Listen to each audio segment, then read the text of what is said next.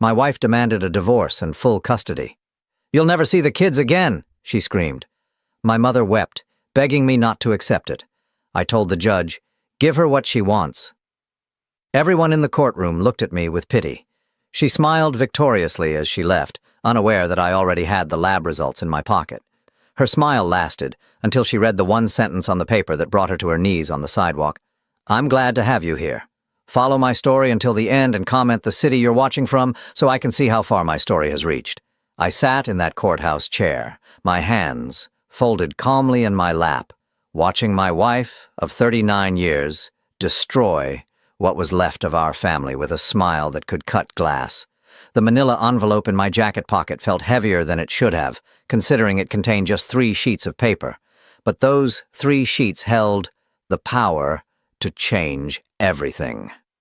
"Your Honor," Brooks' attorney was saying, his voice echoing off the marble walls of courtroom B, "my client is asking for full custody of the minor children, along with spousal support of $4,000 per month and 50% of all marital assets."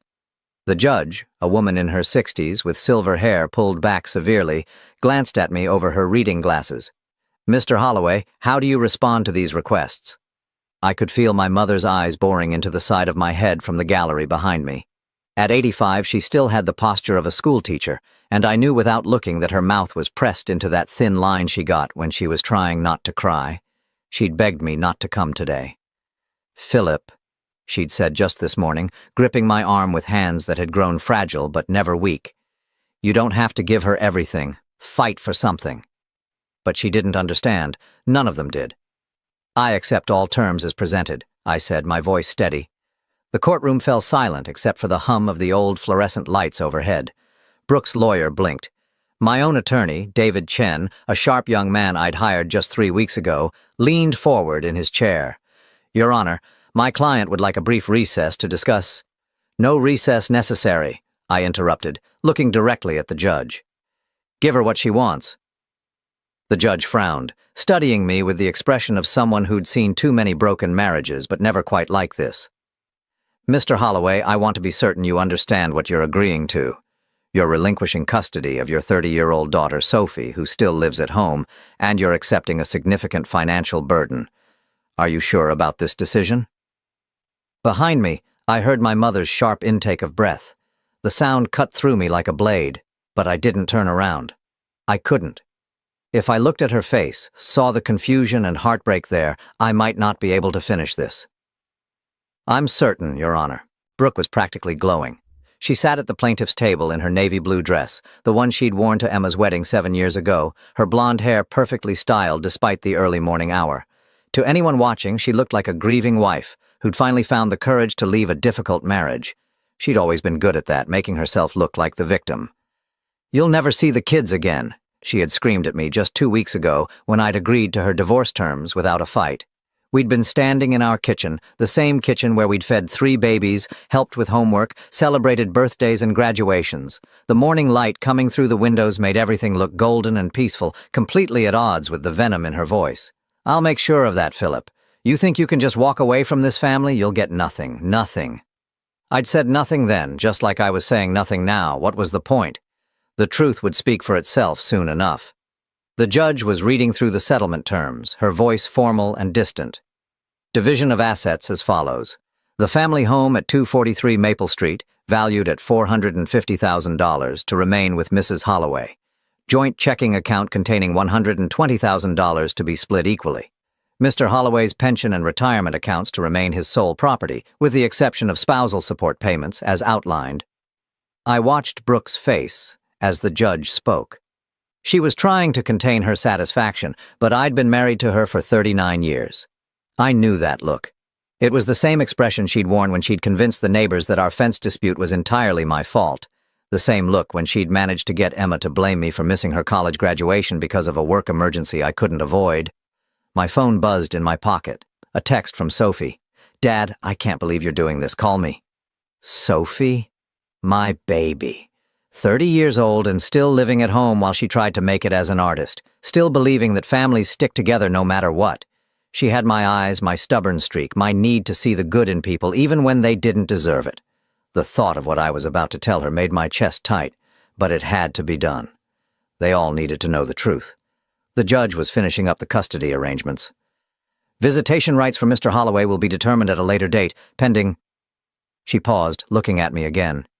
Mr. Holloway, are you absolutely certain you don't wish to contest any of these terms? This is highly unusual. I straightened my shoulders, feeling the weight of my father's watch on my wrist. He'd worn it for 47 years, through his own marriage, through raising 5 kids, through every difficult decision a man has to make. I'm certain, Your Honor. I want to give my wife exactly what she's asking for. The emphasis on exactly wasn't lost on David. I saw him glance at me sharply, probably wondering why I'd insisted on keeping him in the dark about my strategy. But this wasn't about legal maneuvering. This was about truth and timing and making sure that when the earthquake hit, everyone would know exactly where the fault lines had been all along. Brooke's attorney was shuffling his papers, barely able to contain his own satisfaction. This was probably the easiest divorce case he'd ever handled. No fighting over assets, no custody battle, no need to dig up dirt or hire investigators. His client was walking away with everything she wanted without having to work for any of it. If only he knew how wrong he was. Very well, the judge said, her tone suggesting she still found the whole proceeding strange. I hereby grant the divorce decree as requested. Mrs. Holloway, you are awarded full custody of Sophie Holloway, spousal support of $4,000 per month, and the division of assets as outlined. Mr. Holloway, do you have anything you'd like to say before we conclude? I stood up slowly, my knees protesting after sitting in the uncomfortable wooden chair for over an hour. The manila envelope crinkled slightly as I adjusted my jacket. No, Your Honor. I think everything will speak for itself. Brooke turned to look at me then, and for just a moment I saw something flicker in her eyes. Uncertainty, maybe. Or the first hint that she should have been more careful about what she wished for. The gavel came down with a sharp crack that echoed through the courtroom like a gunshot. Court dismissed. As people began to gather their things and file out, Brooke stood up and smoothed her skirt. She turned toward me with that victorious smile, the one that said she'd gotten everything she wanted and I was too weak or too broken to stop her. Well, she said, loud enough for everyone still in earshot to hear, I guess that's that. I hope you've learned something from all this, Philip. I looked at her for a long moment. This woman I'd loved for most of my adult life. This woman who'd given me 3 children and 39 years of what I'd thought was happiness. Her blue eyes were bright with triumph, her chin raised in that defiant way that had once seemed charming but now just looked cruel. Oh, I've learned quite a lot, I said quietly, patting the envelope in my jacket pocket. More than you know. Something in my tone must have registered, because her smile faltered slightly.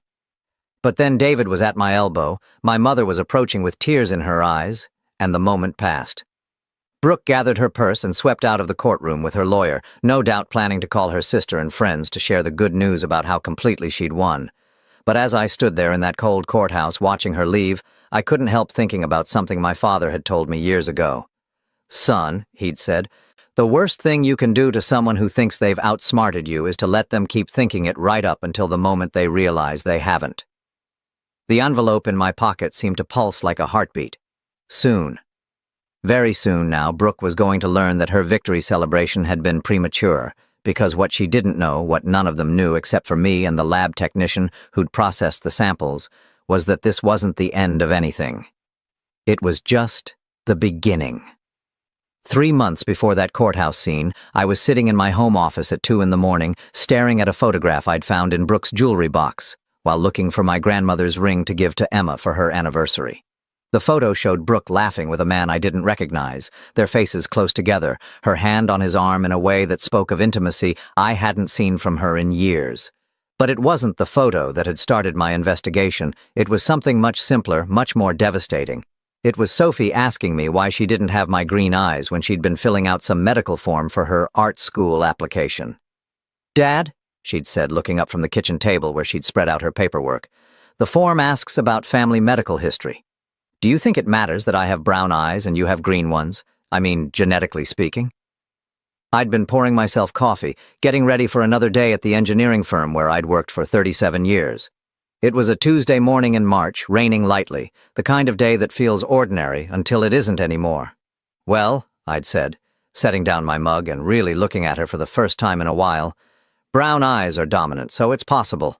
Your mother has brown eyes. But even as I said it, something nagged at me. Sophie had always been different from Emma and Jake, not just in coloring, but in temperament, in interests, in the way she moved through the world. Emma looked like a feminine version of me. Same angular face, same stubborn jaw, same way of tilting her head when she was thinking. Jake had my height and my hands, though his personality had always been more like Brooke's family. Sophie, with her delicate features and creative soul and those deep brown eyes that held secrets I couldn't read. I'd pushed the thought away that morning, told myself I was being ridiculous. But over the next few weeks, it kept coming back. Little things started bothering me. The way Brooke would change the subject whenever I mentioned how different Sophie seemed from the rest of us. The fact that I couldn't remember much about Brooke's pregnancy with Sophie. How she'd seemed distant during that time, more secretive. And then there were the dates. Sophie had been born on December 15, 1994. If I counted backward 9 months, that put conception around March of 1994. March, when I'd been in Portland for 6 weeks overseeing the construction of the Harbor Bridge project. March, when Brooke had been unusually supportive of my extended absence, even suggesting I stay longer to make sure everything went smoothly. At the time, I'd thought she was just being understanding about my work. Now, sitting in my office with that photograph in my hands, I wondered if she'd had other reasons for wanting me out of town. I'd started paying attention differently after that, really watching, really listening. I noticed how Brooke's college friends would sometimes exchange glances when Sophie was mentioned. How her sister Janet would get that careful look on her face whenever family resemblances came up in conversation. How Brooke herself seemed to deflect any discussion about Sophie's childhood, her baby pictures, the early years I'd been too busy working to fully participate in. "You were always traveling then," she'd say when I'd bring up wanting to see Sophie's first steps or hear about her first words. "You missed so much of her early development." I'd accepted that guilt for years, carried it like a stone in my chest. The father who'd been too focused on providing to be present. But now I was starting to wonder if my absence had been more convenient than coincidental. The real investigation had started in April. I'd hired a private investigator, a woman named Linda Morris, who specialized in discreet family matters. She was in her 50s, gray-haired and professional, with the kind of face that people trusted without thinking about why. "Mr. Holloway," she'd said during our first meeting in her downtown office, "I need you to understand that once we start looking into this, there's no going back. Whatever we find, you're going to have to live with." I'd nodded, but I don't think I really understood what she meant until she started presenting her findings. Bank records showing cash withdrawals from Brooke's personal account during the months I was traveling. Credit card receipts from restaurants and hotels I'd never been to. Phone records with calls to a number registered to someone named Marcus Webb. Marcus Webb, the man in the photograph. He was a contractor working on the community center renovation in 1994, Linda had explained, sliding another folder across her desk. According to public records, he was married at the time, had 2 kids of his own. The project ran from February through May of that year. February through May. Right when I was in Portland. Right when Sophie would have been conceived. "There's more," Linda had said gently. "I tracked down some of the other workers from that project. A few of them remember seeing your wife around the construction site frequently, more frequently than would be normal for someone just checking on community center progress." I'd stared at the documents spread across her desk, my hands shaking slightly as I absorbed what she was telling me. 30 years. For 30 years, I'd loved Sophie as my own daughter. I'd taught her to ride a bike, helped her with algebra homework, walked her to school when she was afraid of the neighbor's dog. I'd been proud of her artistic talents, supported her dreams even when they didn't make financial sense, defended her choices to my more traditional relatives. And all that time, there was a chance she wasn't even mine. "What about Jake?" I'd asked, my voice barely above a whisper. Linda had consulted another file. "Jake was born in 1991.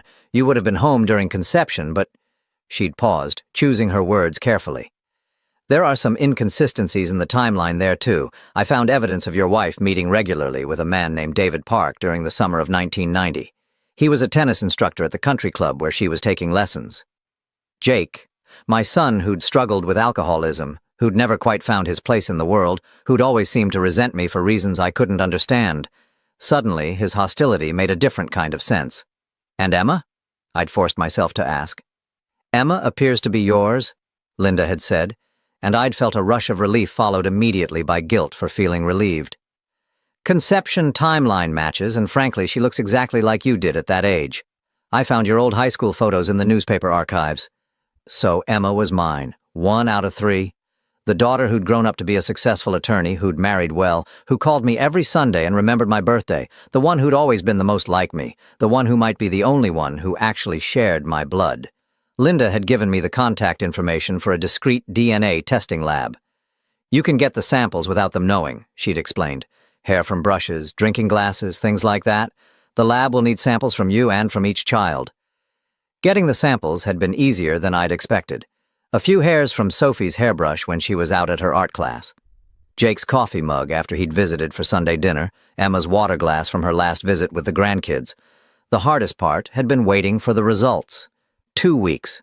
2 weeks of pretending everything was normal while my world collapsed around me. 2 weeks of watching Brooke move through our house, making dinner, commenting on the weather, asking about my day at work, all while knowing that she'd spent our entire marriage lying to me about the most fundamental thing possible. The call came on a Thursday afternoon in May. I was in my car, parked outside the grocery store, when my phone rang. Mr. Holloway? This is Dr. Patricia Whitman from Accurate Genetic Testing. I have your results. My hands had been shaking so badly I'd almost dropped the phone. Go ahead. Emma Holloway is confirmed as your biological daughter with 99.9% certainty. However, the tests for Jake and Sophie Holloway show no biological relationship to you. The world had tilted sideways. Even though I'd suspected, even though I'd hired investigators and gathered evidence, hearing it confirmed felt like being hit by a truck. Neither Jake nor Sophie was mine. 2 of my 3 children, the ones I'd loved and supported and worried about for decades, shared no blood with me at all. I'd sat in that grocery store parking lot for over an hour, watching people walk in and out with their normal problems, their everyday concerns about what to make for dinner or whether they needed milk or bread. Meanwhile, my entire understanding of my own life was crumbling. That night, I'd gone home and looked at our family photos with new eyes. Christmas mornings, birthday parties, graduations, vacations, all of it built on a lie. All of it tainted by Brooke's deception. But the strangest thing was, it didn't change how I felt about Jake and Sophie.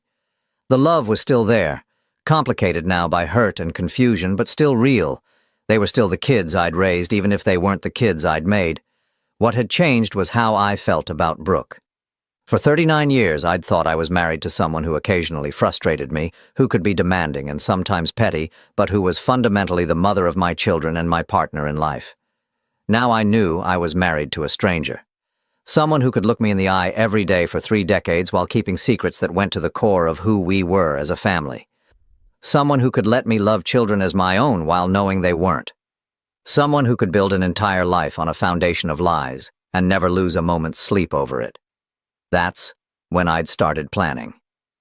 Not for revenge exactly, but for truth. For the moment when all the careful constructions and convenient fictions would finally come tumbling down. Because Brooke had been right about one thing that morning in the kitchen when she'd screamed at me about the divorce. I did think I could walk away from this family, but not the way she thought and not for the reasons she assumed. I was walking away because they weren't my family at all. And it was time for everyone to know it. The call came exactly 1 week after the divorce was finalized.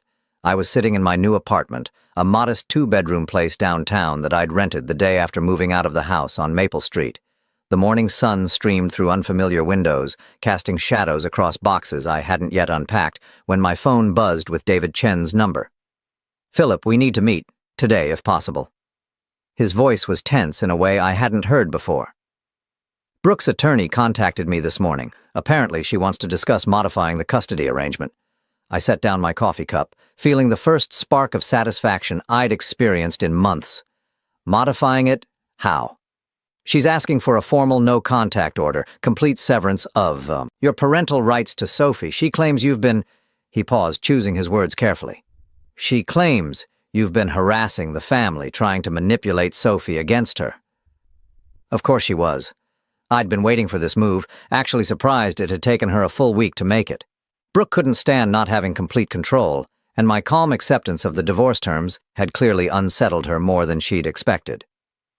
"When can you meet?" I asked. 2 o'clock? My office? "I'll be there. And David, bring your calendar. We're going to need to schedule a few more meetings after this one."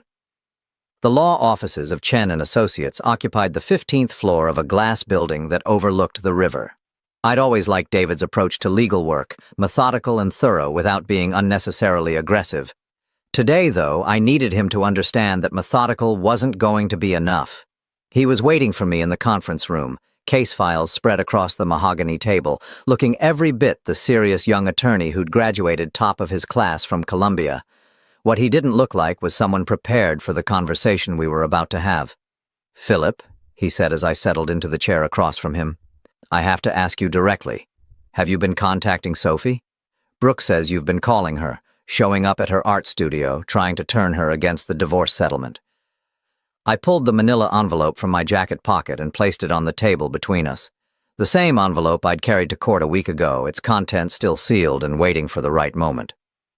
"I haven't contacted Sophie at all," I said quietly, "but I think it's time she contacted me." David frowned, looking at the envelope. "What's this about?" "Open it." He hesitated, then broke the seal and pulled out the 3 sheets of paper inside. I watched his face change as he read the letterhead from Accurate Genetic Testing, watched his eyes widen as he absorbed the results, watched his professional composure crack as he understood what he was looking at. "Jesus Christ, Philip." He looked up at me, then back at the papers. "How long have you known about this?" "Since May. I had the test done 2 months before Brooke filed for divorce." "And you didn't tell me?"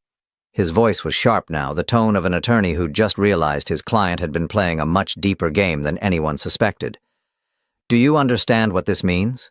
What we could have done with this information during the proceedings?" I leaned back in my chair, studying his face. David was a good lawyer, but he was young. He still thought about legal battles in terms of winning and losing, tactics and strategy. He didn't understand that sometimes the most powerful move is the one your opponent never sees coming. "What it means," I said carefully, "is that Brooke has been living a lie for 30 years, and now she's about to find out that lies have consequences." David was scanning the documents again, his legal mind already working through the implications. "This changes everything. Custody, support obligations, asset division. If Sophie and Jake aren't your biological children, then Brooke has been committing fraud for 3 decades, making me financially responsible for children that weren't mine, while sleeping with other men and passing their children off as mine." The words hung in the air between us, like a challenge. David set the papers down and looked at me with new eyes, finally understanding that the quiet, agreeable client he thought he knew had been something else entirely. "Why didn't you use this during the divorce?" he asked. "Because I wanted to see how far she'd go. I wanted to know exactly what she thought she could get away with." I reached for the papers, carefully placing them back in the envelope. "And because I wanted her to feel safe, confident, victorious." David shook his head slowly. "Philip, this is nuclear. When this comes out, it's going to destroy her completely." "Yes," I said simply. "It is." He was quiet for a long moment, staring out the conference room windows at the city below. When he spoke again, his voice was different, more cautious. "What do you want to do with this information?" "I want to schedule a family meeting, all of them. Emma, Jake, Sophie, Brooke. I want them all in one room when I tell them the truth." "That's—" He paused, clearly struggling with the ethics of what I was proposing. "That's going to be devastating for the kids, for Sophie especially." I felt the familiar tightness in my chest, the same pain that had been my constant companion since that phone call from Dr. Whitman. Sophie, my baby girl, who'd inherited her artistic soul from someone I'd never met. Jake, my troubled son, whose anger and resentment suddenly made perfect sense. "They deserve to know the truth," I said. "All of them. Emma deserves to know she's my only biological child. Jake and Sophie deserve to know why they never quite fit, why they always felt different, and Brooke—" I paused, feeling something cold and final settle in my chest. "Brooke deserves to face what she's done." David was taking notes now, his pen moving across the legal pad in quick, precise strokes. "We'll need to think about this carefully. The timing, the setting, how we present the information, and we'll need to consider the legal ramifications. This could affect child support obligations, inheritance rights, a dozen other things." "I've been thinking about it for months," I told him. "Every angle, every consequence. I'm ready." He looked up from his notes. "What about Brooke's request for the no-contact order?" I smiled then, the first genuine smile I'd felt in weeks. "Tell her attorney we'd be happy to discuss it. In fact, tell him I think a family meeting would be the perfect venue to address all of Brooke's concerns about my relationship with the children. David's eyes widened as he understood what I was suggesting. You want to use her own legal maneuver against her. She wants to cut me off from Sophie completely. She thinks I'm going to just disappear quietly, pay my support obligations, and let her rewrite the story however she wants. I stood up, straightening my jacket. She's about to learn that she's been very, very wrong about a lot of things. As I walked toward the door, David called after me. Philip, are you sure about this? Once we start down this path, there's no going back. Relationships will be destroyed. Your family will never be the same. I stopped with my hand on the doorknob, thinking about 30 years of Sunday dinners, birthday parties, Christmas mornings, 30 years of believing I was part of something real, something built on love and trust and shared history. David, I said without turning around, my family was destroyed the moment Brooke decided to build it on lies. I'm just finally ready to stop pretending otherwise. The meeting was scheduled for the following Friday at 2 o'clock in David's conference room. Neutral territory, professional setting, witnesses present. Brooke's attorney had agreed readily, probably thinking this would be a simple matter of formalizing the no-contact arrangement his client wanted. I spent the week preparing, not legally but emotionally. I practiced what I was going to say, how I was going to say it. I thought about Emma's face when she learned the truth, about Jake's reaction when he finally understood why he'd always felt like an outsider in his own family. Mostly I thought about Sophie. Beautiful, talented Sophie, who'd inherited her creativity from a stranger and her stubborn streak from the man who'd raised her, but not made her. On Thursday night, I called my mother. Philip? Her voice was worried, the way it had been since the divorce. Are you all right? You sound strange. I'm fine, Mom. I'm actually better than I've been in a long time. I settled into my new living room chair, looking out at the city lights. I wanted you to know that tomorrow everything is going to change. Everything you think you know about Brooke, about the kids, about our family. What are you talking about? You'll know soon enough. But Mom, I need you to promise me something. No matter what you hear, no matter how bad it gets, remember that I love those children, all of them. That's never going to change. There was a long silence on the other end of the line. Finally, she spoke, her voice soft and knowing in the way that only mothers can be. Philip, what did you find out? The truth, Mom. I found out the truth. Friday morning dawned, clear and cold, the kind of autumn day that makes you think about endings and new beginnings. I dressed carefully, wearing my best suit, my father's watch, the tie Emma had given me for my 60th birthday. As I walked into David's office building, I felt the weight of the envelope in my pocket one last time. Soon it wouldn't be my secret anymore. Soon everyone would know what Brooke had done, what she'd stolen from all of us.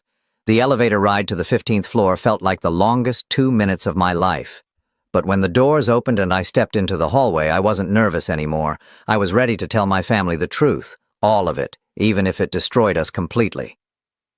They were all there when I walked into the conference room at exactly 2 o'clock.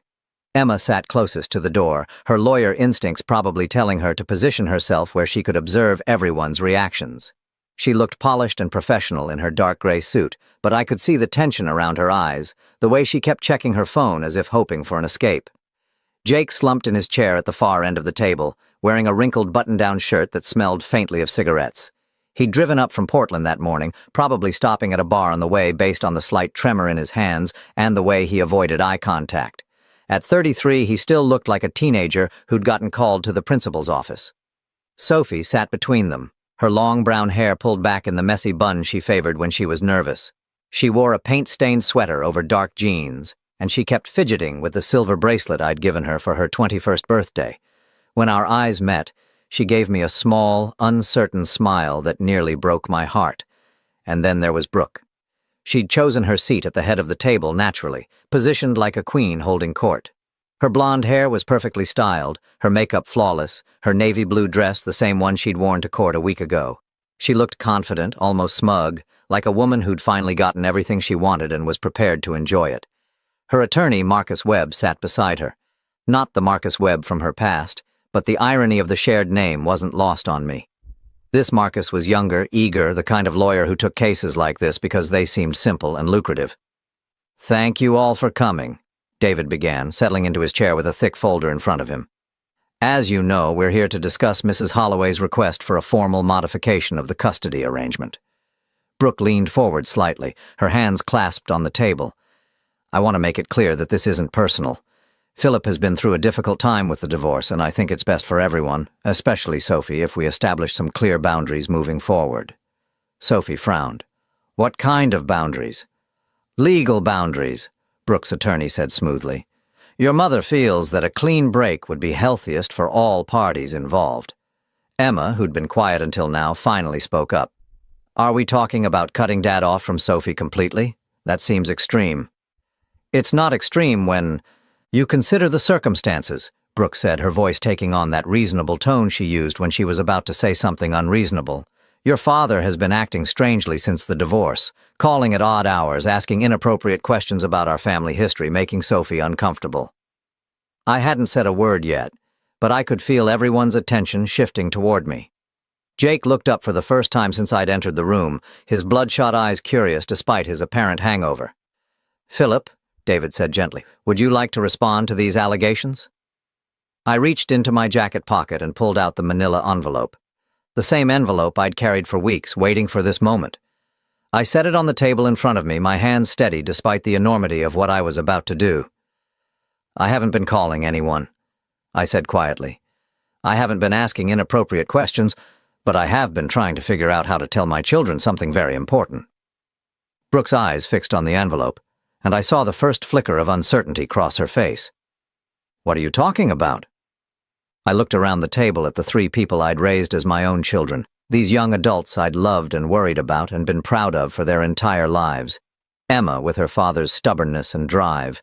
Jake with his wounded anger that had never made sense until now. Sophie with her gentle heart and artistic soul. I'm talking about the truth, I said. About who we really are as a family, about lies that have been told for 30 years. The room fell silent. Even Brooke's attorney stopped taking notes, sensing that whatever was about to happen was bigger than a simple custody modification. I opened the envelope and pulled out the DNA test results, setting them on the table where everyone could see the letterhead. 3 months ago, I had genetic testing done, on myself and on each of my children. Emma leaned forward, her lawyer training kicking in. Dad, what is this about? It's about the fact that Jake and Sophie are not my biological children. The words dropped into the silence like stones into still water. For a moment, nobody moved. Nobody breathed.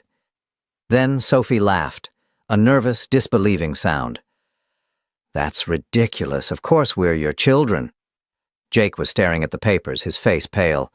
What do you mean, not biological? I picked up the first sheet and handed it to Emma. Your test confirms what I always knew. You're my daughter, genetically and in every other way that matters. Then I handed the second sheet to Jake. But this test shows no biological relationship between you and me. Jake's hands shook as he read the results. His face went through a series of expressions, confusion, understanding, and finally a kind of terrible relief. Jesus, he whispered. Jesus Christ. Sophie grabbed the third sheet before I could hand it to her. I watched her scan the scientific language, saw the exact moment when she understood what she was reading. Her face went white, then flushed, then white again. This can't be right, she said, her voice barely above a whisper. This has to be a mistake. Brooke hadn't moved. She sat frozen in her chair, staring at the papers like they were poisonous snakes that might strike at any moment. Mom? Sophie turned to her, confusion and hurt clear in her voice. Tell them this is wrong. Tell them these tests are wrong. Everyone looked at Brooke. The silence stretched out, seconds ticking by on the wall clock, until it became clear that she wasn't going to deny it. You knew, Emma said, her voice flat and cold. You knew this whole time. Jake suddenly slammed his hand on the table, making everyone jump. Are you kidding me? Are you fucking kidding me? His voice was getting louder, all the anger and confusion of 33 years finally finding a target. You let him raise me, pay for my college, worry about my drinking problem, and I'm not even his kid. Jake, please, Brooke said, finally finding her voice. This isn't how I wanted you to find out. How you wanted me to find out. Sophie stood up so abruptly her chair rolled backward. How long were you planning to wait? Until you were dead? Until we were old enough that it didn't matter anymore? Emma was still reading through the test results, her legal mind processing the implications. Mom, this affects inheritance rights, support obligations, medical decisions. How could you keep this secret for 30 years? Brooke looked around the table at her children, at me, at the lawyers who were witnessing the complete destruction of our family's foundation. When she spoke, her voice was defensive, almost petulant. I did what I thought was best for everyone. Philip was a good father, a good provider. The biological details didn't matter. Didn't matter? Jake's voice cracked. I spent my whole life feeling like I didn't belong, like there was something wrong with me because I wasn't like him, and it didn't matter? Sophie was crying now, silent tears streaming down her face. Who is my father? Do I have siblings I don't know about? A whole family I've never met? I reached across the table toward her, but she pulled her hand away. The rejection hit me like a physical blow, but I understood it. Everything she thought she knew about herself, about her place in the world, had just been shattered. I have the names, I said quietly. If you want them. If you're ready for that information. Brooke's attorney was frantically taking notes, probably trying to figure out how to salvage his client's position. But there was no salvaging this. The truth was out, spreading through the room like spilled ink, staining everything it touched. You planned this, Brooke said suddenly, turning on me with venomous eyes. You've been planning this whole scene, this humiliation. You wanted to destroy me. I looked at her, this woman I'd shared a life with for nearly 4 decades, this woman who'd been lying to me since before our youngest child was born. I didn't destroy anything, Brooke. I just stopped pretending that lies were the same thing as love. Emma stood up slowly, gathering the test results. I need some air, she said. I need to think about this. Jake was already heading for the door. I need a drink, he muttered. Hell, I need several drinks. Sophie remained sitting, staring at her hands. When she finally looked up at me, her brown eyes were filled with a pain that cut straight through my chest. Do you still love me? She asked, her voice small and broken. Even though I'm not really your daughter? I got up from my chair and walked around the table to where she sat. Slowly, carefully, I reached out and took her hands in mine. Sophie, I said, looking directly into those brown eyes that had never belonged to me genetically, but had always belonged to me in every way that mattered. You will always be my daughter. Biology doesn't change 30 years of love. She collapsed against me then, sobbing into my shoulder while I held her, and whispered the same words I'd been telling her since she was small, that she was loved, that she was precious, that nothing could ever change that. Behind us, Brooke was arguing with the lawyers about legal implications and custody rights, but her voice seemed to come from very far away. All that mattered was Sophie in my arms, and the knowledge that whatever else happened, whatever other relationships were destroyed by the truth, this one might still be salvageable. When Sophie finally pulled away, she wiped her eyes and looked at me with something like her old smile. I'm still going to call you Dad, she said, if that's okay. It's more than okay, I told her. It's everything. As we left the conference room together, I caught a glimpse of Brooke's face. The confident mask had finally slipped, revealing something desperate and defeated underneath. She'd gotten exactly what she asked for in the divorce proceedings. She just hadn't realized that sometimes getting what you want is the worst thing that can happen to you. The phone call started 3 days after the family meeting. First Emma, then Jake, then Sophie again, each one struggling to process what they'd learned, what it meant for their understanding of themselves and their place in the world. Emma's call came while I was unpacking books in my new apartment, trying to create some sense of normalcy in a space that still felt temporary. Dad, she said without preamble when I answered, I need to ask you something, and I need you to be completely honest with me. I set down the copy of Moby Dick I'd been holding, the same edition I'd read to her when she was 8 years old and going through her adventure story phase. Of course. Did you know? Before the tests, I mean. Did you suspect that Jake and Sophie weren't yours? The question I'd been dreading. The one that got to the heart of whether I was a victim or a fool, whether I'd been betrayed or simply willfully blind. I suspected about Sophie for a few months, I admitted. Something about the timing never quite made sense, and she's so different from the rest of us. But Jake... I paused, thinking about all the years of tension between us, all the arguments and disappointments. I convinced myself his problems were just personality differences. It never occurred to me that there might be a biological reason he always felt like an outsider. Emma was quiet for a long moment. When she spoke again, her voice was softer, more vulnerable than I'd heard it in years. I keep thinking about Christmas mornings when we were kids, how you'd always make sure Jake and Sophie got the same attention I did, even when they were being difficult, how you never played favorites even though— She trailed off. Even though you were the only one who was actually mine? Yeah. Her voice cracked slightly. How did you do that? How did you love them the same? I walked to my new living room window, looking out at the city below. Somewhere out there, Jake was probably drinking himself into oblivion, trying to process 33 years of feeling like he didn't belong. Somewhere else, Sophie was staring at a canvas, wondering if her artistic talent came from a stranger she'd never met. Because they were yours too, I said finally. Maybe not biologically, but in every way that actually matters. I changed their diapers, walked the floor with them when they were teething, taught them to ride bikes, and helped with homework. Biology is just genetics, Emma. Love is a choice you make every day. She was crying now, soft sniffles that reminded me of the little girl who used to crawl into my lap when she was scared. I'm so angry at her dad, at Mom. How could she do this to all of us? That was the question I'd been asking myself for months, ever since Dr. Whitman's phone call had confirmed what I'd started to suspect. How does someone build a life on a foundation of lies and never lose sleep over it? I don't know, I said honestly. I thought I knew her, but apparently I never really did. The second call came from Jake, and it was harder. He was drunk, calling from a bar in Portland, where he'd apparently been holding court since the family meeting, telling anyone who would listen about his family's spectacular implosion. You know what the funny thing is?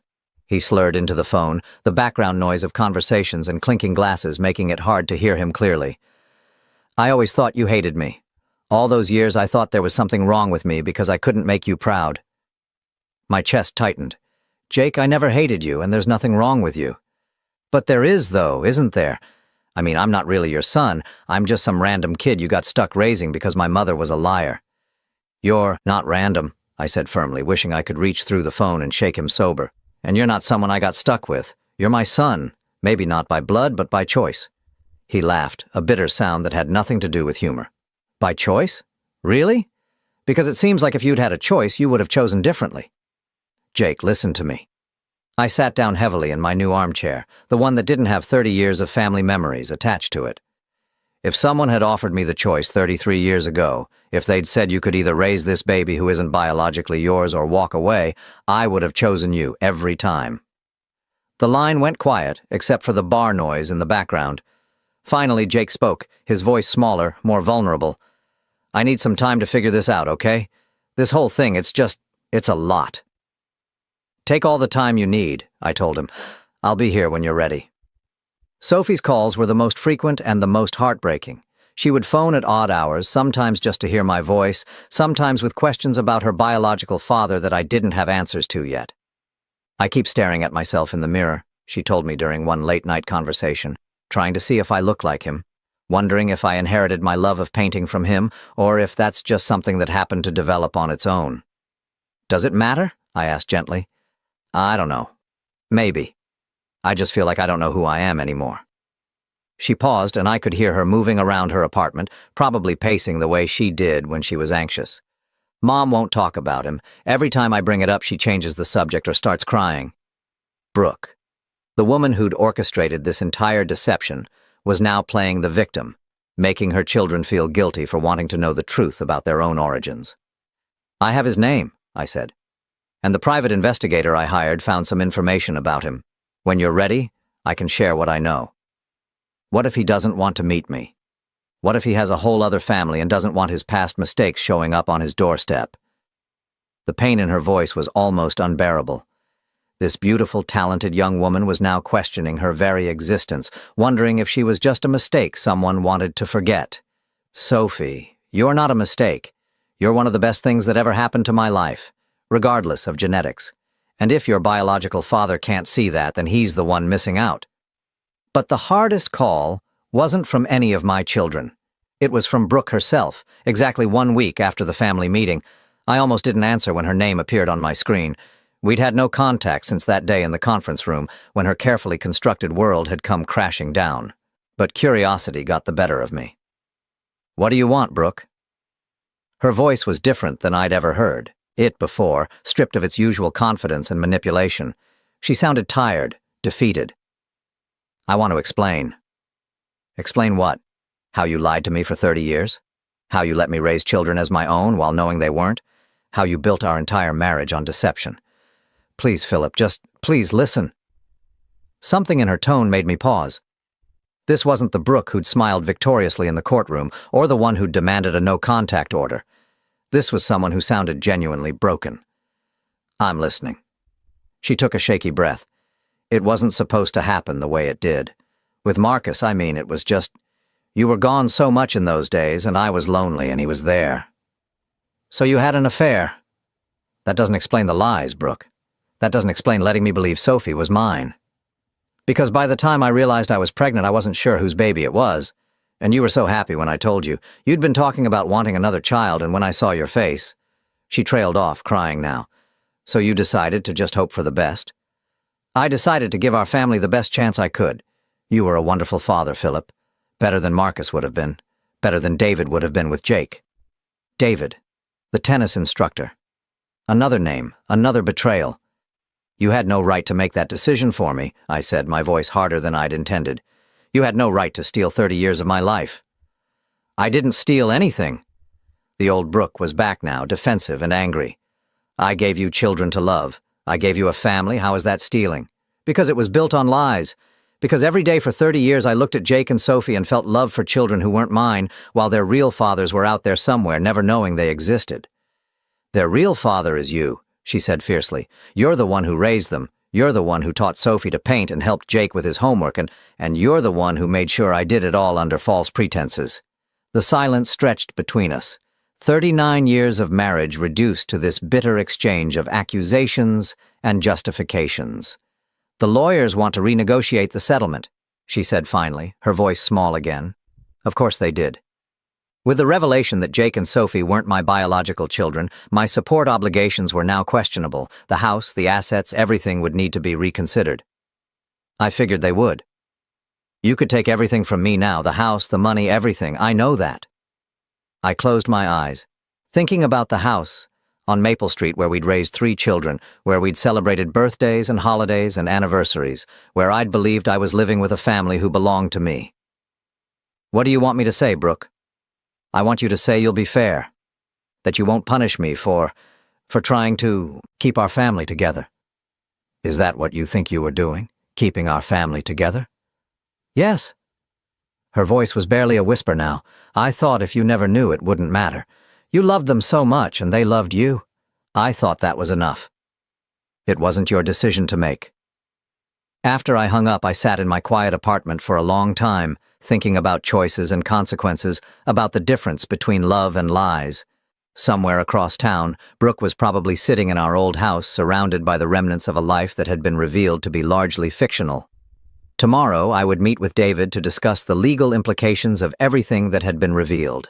Tomorrow, I would start the process of rebuilding relationships with Jake and Sophie based on honesty instead of deception. But tonight, I just sat in my new home and grieved for the family I'd thought I had, the life I'd thought I'd lived, and the 39 years of marriage that had just been revealed to be something else entirely. The truth had set me free, but freedom, I was learning, could be a lonely place to start over. 6 months after the family meeting, I was sitting in Sophie's art studio, watching her put the finishing touches on a painting that took my breath away. It was a portrait of hands, but not just any hands. These were weathered, strong hands, holding a small paintbrush with infinite gentleness. They were my hands, painted from memory, and they were beautiful in a way that made my throat tight with emotion. "Do you like it?" she asked, stepping back to study her work with the critical eye she'd developed over years of turning pain into art. "I love it," I said honestly. "But why my hands?" She wiped paint from her fingers with a rag that had seen countless masterpieces in progress. "Because they're the hands that taught me to hold a brush when I was 5. They're the hands that steadied mine when I was learning to write my name. Biology doesn't change history, Dad." In the months since the DNA revelation, Sophie and I had grown closer than we'd ever been. The shock of learning I wasn't her biological father had initially driven a wedge between us, but as we'd worked through it together, something deeper had emerged. Our relationship was no longer based on assumption or obligation. It was based on choice. She'd decided to learn about Marcus Webb, her biological father. Through the private investigator, we'd discovered he was a contractor living in Seattle, married to the same woman he'd been cheating on during his affair with Brooke. He had 2 legitimate children, both grown, and when Sophie finally contacted him, his response had been predictably disappointing. "I made mistakes when I was younger," he'd told her during their one and only phone conversation. "I don't need them showing up now to complicate my life." His rejection had hurt her, but it had also clarified something important. As she'd said to me afterward, "A father isn't the person who donates DNA. A father is the person who shows up every day for 30 years. Jake's journey had been harder. He'd spent 3 months in rehab after our family meeting, finally admitting that his drinking wasn't just about feeling like an outsider in our family, but about feeling like an outsider everywhere. Learning about David Park, his biological father, had provided some answers, but not necessarily comfort. David was a successful businessman now, remarried with teenage children who knew nothing about his affair with Brooke 33 years ago. Unlike Marcus, he'd been willing to meet Jake, even eager to establish some kind of relationship. "He wants to get to know me," Jake had told me during one of our weekly coffee meetings, a new tradition we'd started as part of rebuilding our relationship on more honest ground. "He keeps talking about how I inherited his business sense, his ambition. But the thing is, I don't want his business sense. I don't want to be like him." "What do you want?" I'd asked. "I want to be like you," he'd said simply. "Maybe not genetically, but in the ways that matter. I want to be the kind of man who sticks around when things get hard, who keeps his commitments, who chooses his family every day instead of just getting stuck with them." Emma had become the bridge between all of us, using her legal training and natural diplomacy to help navigate the complex emotional and practical implications of our new reality. She'd been the one to suggest family therapy, something I'd initially resisted but had come to appreciate. "We need to learn how to be a family again," she'd said during one of our sessions with Dr. Martinez, a patient woman in her 50s who specialized in family trauma. "But this time, we need to do it honestly." The therapy had helped all of us, even revealing some things about Emma's own struggles with the revelation. As the only biological child, she'd felt guilty about her genetic connection to me, worried that Jake and Sophie might resent her for it. "I keep thinking I should feel special because I'm your real daughter," she'd admitted during one particularly difficult session. "But then I feel terrible for thinking that because it implies that Jake and Sophie are somehow less real." "You're all real," I'd told her, and I'd meant it. "Being my biological daughter doesn't make you more my child than Jake and Sophie are. It just makes you my child in a different way." The legal settlement with Brooke had been finalized 3 months ago. With the DNA results in evidence, the original divorce agreement had been modified significantly. I was no longer obligated to pay spousal support, and my child support obligations for Jake and Sophie had been adjusted to reflect their changed status. Brooke had kept the house, but she'd had to take out a significant mortgage to buy out my equity. She'd also started working for the first time in decades, taking a job as an administrator at a dental office. The woman who'd once lived off my income was now struggling to make ends meet on her own. I should have felt vindicated. Instead, I mostly felt sad. "Do you think she's learned anything from all this?" Sophie asked me one day as we walked through the park near her studio. "I think she's learned that actions have consequences," I said. "Whether that's the same as learning she was wrong, I don't know." Brooke and I had no contact now except through lawyers when necessary. She'd made a few attempts to reach out in the months immediately following the revelation, but they'd all been focused on damage control rather than genuine remorse. "I think she still believes she was protecting the family," Emma had observed. In her mind, she was the victim of circumstances, not the architect of deception. Maybe she was right. Maybe Brooke would never fully understand what she'd stolen from all of us, all those years of authentic relationship that had been poisoned by her lies. But I'd stopped needing her to understand. Her understanding wouldn't give me back those years, and it wouldn't change the choices I was making now. My new life had settled into rhythms that felt honest, in a way my old life never had. I'd started teaching part-time at the local community college, sharing my engineering knowledge with students who reminded me why I'd fallen in love with problem-solving in the first place. I'd also started dating, something that felt strange after 39 years of marriage, but also liberating. Margaret was a librarian I'd met at a continuing education class, a woman my age who'd been widowed 5 years ago and understood the complexity of starting over later in life. "I like that you're honest about your baggage," she'd told me after our third dinner together. "Too many men our age pretend they don't have complicated histories." My history is definitely complicated, I'd said, and then I'd told her about the DNA tests, about the family meeting, about learning that 2 of my children weren't biologically mine. "And how do you feel about that now?" she'd asked. "Grateful," I'd said, surprising myself with the answer. Grateful that I got to be their father anyway. Grateful that love turned out to be stronger than genetics. Grateful that the truth finally came out so we could build something real. Now, standing in Sophie's studio looking at her painting of my hands, I felt that gratitude again. These hands had guided a paintbrush held by a little girl who wasn't my blood, but was absolutely my daughter. They'd signed report cards and permission slips and college applications for children who carried other men's genes but my values. "I have something to tell you," Sophie said, interrupting my reverie. She looked nervous, the way she had as a teenager when she'd needed to confess some minor transgression. "What is it?" "I've been talking to Jake about starting a business together, art therapy, for addiction recovery, combining his experience with sobriety and my art background." My heart swelled with pride, not just for the business idea, but for what it represented. Jake and Sophie, working together, using their shared experience of feeling like outsiders to help other people find their place in the world. "That sounds wonderful," I said. "What kind of help do you need?" She grinned, the same grin she'd had as a 5-year-old, presenting me with a crayon drawing she was particularly proud of.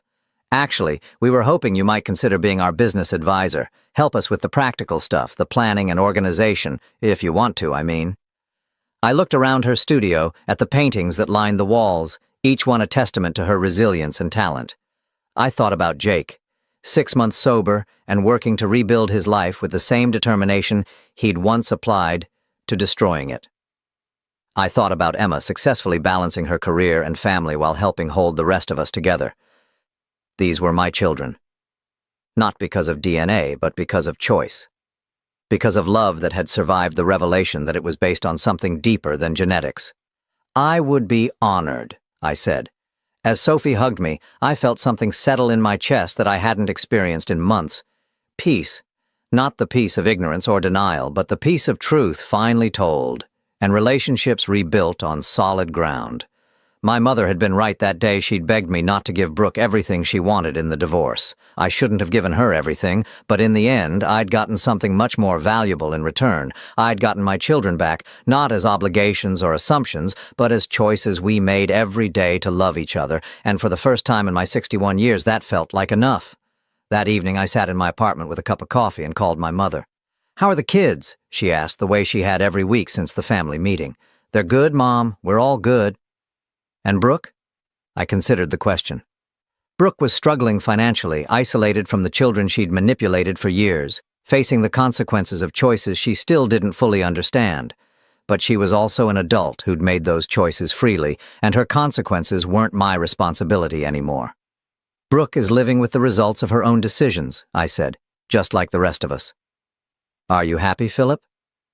I looked around my small apartment, thinking about Sophie's painting that would soon hang on my wall, about my coffee meetings with Jake, about Sunday dinners with Emma and her family, about Margaret and the possibility of love that wasn't built on lies. "Yes, Mom. I think I finally am."